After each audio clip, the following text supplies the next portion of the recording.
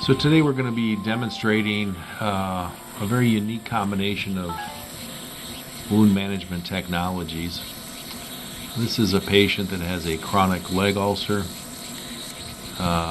He had significant ischemic changes, probably due to an underlying vasculitis or vasculopathy, which was managed and controlled over the next several weeks.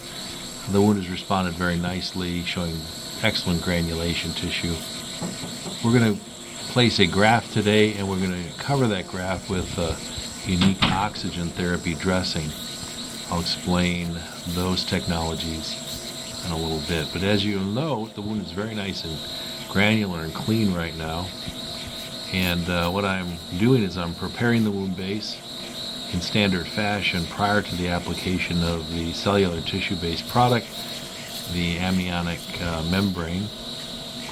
And I'm doing so by debriding the wound with ultrasonic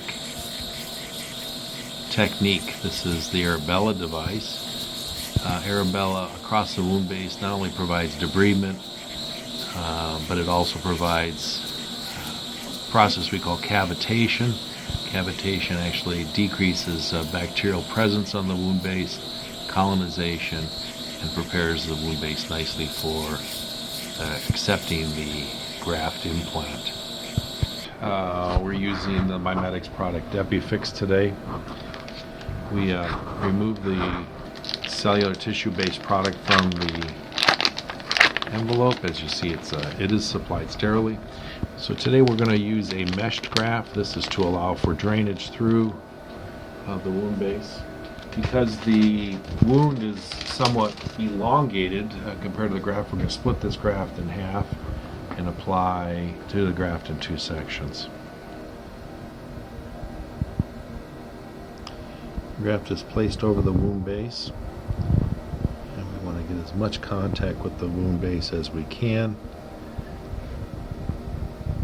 The graft is being hydrated right now with the wound exudate. You can see it nicely approximates itself with the wound base. We know that these cellular tissue-based products will stimulate epithelialization. So we laid it on the granular base. We're now looking to accelerate epithelialization for the margins. This product that is rich with growth factors and other cytokines will stimulate the epithelialization process. All right, we're now going to be applying a dressing over the top of the graft. You notice that there is a little bit of depth here to the center of the wound. I want to fill that in to keep adherence of the graft against the wound base. I'm going to do that with some non-adherent foam. This is a McKesson product, a hydrocellular foam. It's, again, non-adhesive. And what I'm going to do is I'm going to cut a little piece of this foam and place it in the wound base. I'm taking that foam and I'm going to moisten it a little bit with some hypochlorous acid, just again to give us a little bit of moisture content across the wound surface. So I'm going to apply that foam across the wound base, and I'm going to put another little piece over the top, thinner piece. And again, what I'm trying to do is create a little bit of a foam interface here that will keep that dressing in place. Turn attention, the OxyBand, remove the OxyBand from the package. The dressing is a reservoir dressing. This is filled with 100% oxygen. It has an occlusive dressing on the outside. On the inside, you'll notice that it does have an adhesive dressing. The dressing is activated when we remove this portion of the dressing. Oxygen can now flow through those holes in the device to the wound surface. And we're going to apply this over the top. Got it, Dina, got it.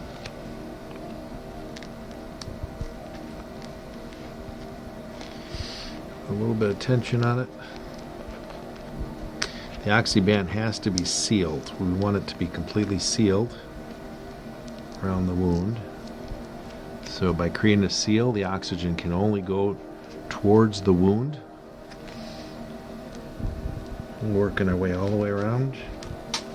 We've now created a complete seal.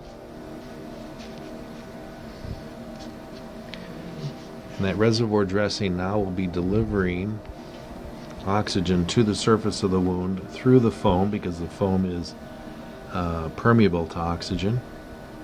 What I'm going to do is I'm just going to further reinforce the dressing, a little bit of tape, because this is in an area that I want to protect from motion.